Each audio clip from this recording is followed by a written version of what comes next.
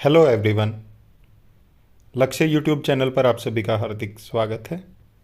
उम्मीद करता हूं कि आप सभी स्वस्थ होंगे और अपनी तैयारी को और भी बेहतर कर रहे होंगे।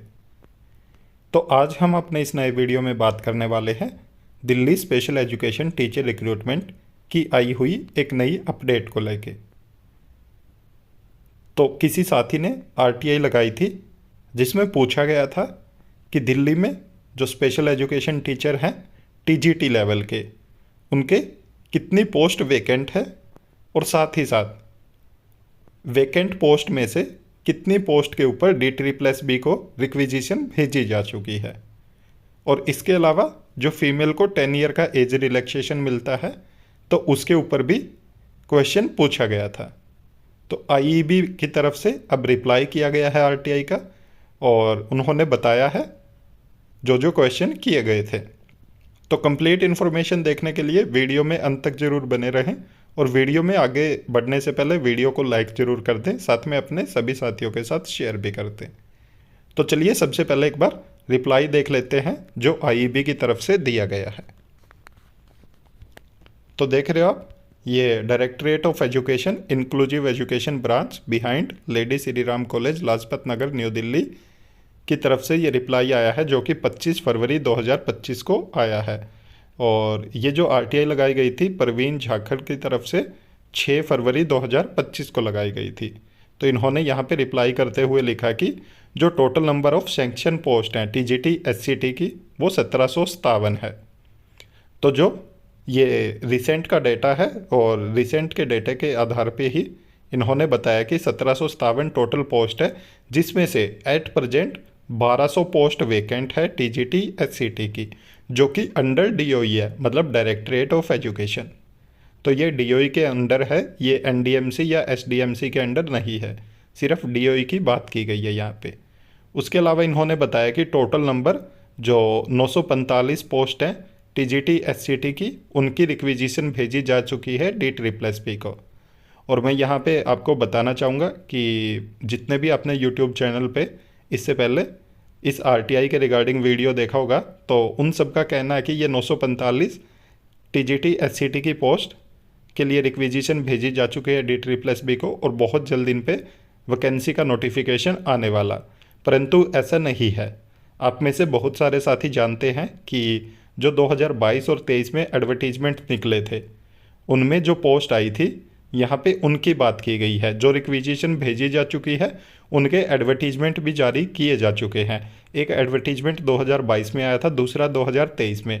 अगर हम दोनों की पोस्ट मिला दें तो वो 945 बनती है, जो यहाँ पे बात की गई है कि रिक्विजिशन भेजी जा चुकी है, और उन पे एडवर्टीजमेंट भी जारी हो चुके हैं। वो आगे मैं आपको अपने इस वीडियो में दिखाने भी वाला हूँ, ठीक है। तो इसके अलावा जो पोस्ट बचती हैं उनकी अभी रिक्विजिशन भी नहीं गई है, और ना ही उनके ऊपर अभी एडवर्टीजमेंट आया है। इसके अलावा बात की गई थी यहाँ पे वुमेन की एज को लेके, कि जो अपर एज लिमिट है अनरिजर्व्ड वुमेन के लिए, तो इन्होंने बोला कि वो ऑलरेडी मेंशन की है। जो एडवर्टीजमेंट पब्लिश हुआ था D+B के द्वारा, जिसका पोस्ट कोड था 33/23। और साथ ही साथ इन्होंने बताया कि लास्ट पॉइंट में कि जो एज रिलैक्सेशन है वुमेन कैंडिडेट के लिए 10 ईयर्स का, वो दिया गया है पोस्ट कोड 33/23 में, जो टीजीटी एससीटी के रिगार्डिंग था। तो यहाँ पे आप आगे देखोगे तो ये फर्स्ट एडवर्टीजमेंट है जो 2022 में आया। तो डेट देख सकते हो आप, 20/7/2022 को ये एडवर्टीजमेंट आया था, और एडवर्टीजमेंट नंबर देख सकते हो 7/2022। और यहाँ पे अगर आप टीजीटी एससीटी की देखोगे तो सीरियल नंबर 8 पे जो पोस्ट कोड है 20/22 trained graduate teacher special education teacher.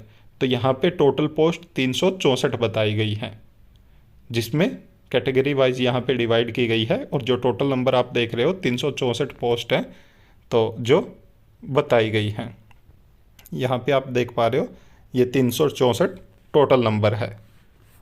और इसके अलावा अगर हम बात करें तो ये दूसरा एडवर्टीजमेंट देख रहे हो जो आया था 31/7/2023 को। तो यहाँ पे अगर हम सीरियल नंबर सेकंड देखें, पोस्ट कोड है 33/23, जो कि trained graduate teacher special education teacher का ही है। यहाँ पे आप टोटल नंबर ऑफ वैकेंसीज देख रहे हो, तो यहाँ पे 581 हैं और ये आप टोटल नंबर देख रहे हो। तो यहाँ पे आप कैटेगरी वाइज भी बहुत अच्छे से देख सकते हो। ओबीसी की वैकेंसी देख सकते हो, 349 वैकेंसी ओबीसी कैटेगरी की है अकेली, क्योंकि ये बैकलॉग की वैकेंसी है और जिसमें कैटेगरी की फिल नहीं हुई है। यहाँ पे जर्नल की हम देख सकते हैं कि सबसे कम वैकेंसीज हैं, क्योंकि बैकलॉग में जर्नल की तकरीबन वैकेंसीज फिल हो चुकी हैं। परंतु उनके अलावा अगर आप कैटेगरी में देखोगे, सभी कैटेगरी में बहुत अच्छी वैकेंसीज है जो बैकलॉग में अभी बची हुई हैं। और इसके अलावा अगर आप 22 वाला नोटिफिकेशन देखोगे, उसमें भी बहुत सारी वैकेंसीज बचने वाली हैं और दोबारा से फिर बैकलॉग की वैकेंसी भी आने वाली है साथ ही साथ। तो यहाँ पे आप देखोगे कि 349 ओबीसी की और उसके अलावा एचसी की भी 34 है। एसटी की आप देख सकते हो बहुत अच्छी 93 वैकेंसी है और ईडब्ल्यूएस की भी 96 है। जर्नल को छोड़ के बाकी सबकी अच्छी खासी वैकेंसीज हैं। तो ठीक है, अगर आप देखोगे तो यहाँ पे 581 है और ऊपर 364 है।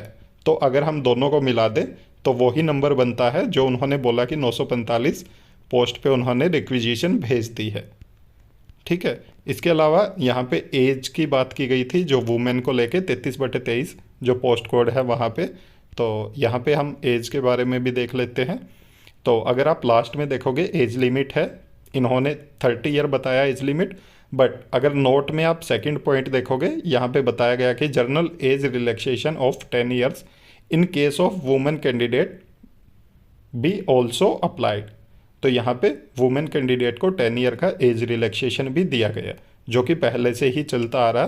परंतु आपने देखा होगा जो एनडीएमसी की पोस्ट आई थी उनमें ये एज रिलैक्सेशन नहीं दिया गया था।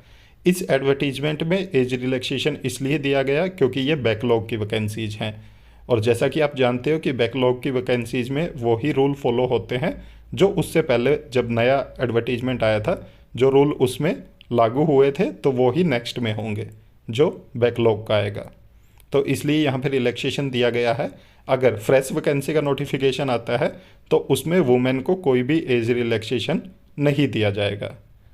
तो देख सकते हो आप यहाँ पे सभी चीज़ें क्लियर हैं आपके सामने कि कितनी पोस्ट वैकेंट है। 1200 पोस्ट वैकेंट है, उनमें से 945 के ऊपर रिक्विजिशन भेजी जा चुकी है DSSB को, और DSSB ने 2 एडवर्टीजमेंट जारी करके जितनी उनके पास रिक्विजिशन भेजी गई थी सभी के ऊपर उन्होंने एडवर्टीजमेंट निकाल दिए हैं। अब फिलहाल पेपर पेंडिंग है अभी, जिन पे कोर्ट केस चलने के कारण अभी पेपर नहीं हो पा रहा। इसके अलावा देख सकते हो आप काफ़ी अच्छा नंबर है जो पेंडिंग है अभी, रिक्विजिशन भेजी नहीं गई है आईईबी ब्रांच की तरफ से। जिस दिन आईईबी ब्रांच की तरफ से पेंडिंग पोस्ट के ऊपर भी रिक्विजिशन भेज दिया जाएगा तो उनके ऊपर भी DSSB के द्वारा एडवर्टीजमेंट जारी कर दिया जाएगा। तो उम्मीद करता हूँ कि सभी चीज़ें आपके सामने बहुत अच्छे से क्लियर हो गई होंगी और केस के ऊपर भी हम चर्चा करेंगे। आने वाले 1-2 दिन में हम उसके ऊपर भी वीडियो बनाने वाले हैं कि केस का क्या स्टेटस चल रहा है और पेपर होने की संभावना कब तक है। तो उम्मीद करता हूँ कि फ़िलहाल आपको सभी चीज़ें अच्छे से समझ आ गई होंगी। और अगर आप हमारे चैनल पर नए हैं तो चैनल को सब्सक्राइब जरूर करें, साथ में बेल आइकन का बटन जरूर दबाएं ताकि जब भी हम वीडियो अपलोड करें तुरंत आप तक नोटिफिकेशन पहुंच जाए। वीडियो को ज़्यादा से ज़्यादा लाइक करें, साथ में शेयर भी करें। Thank you.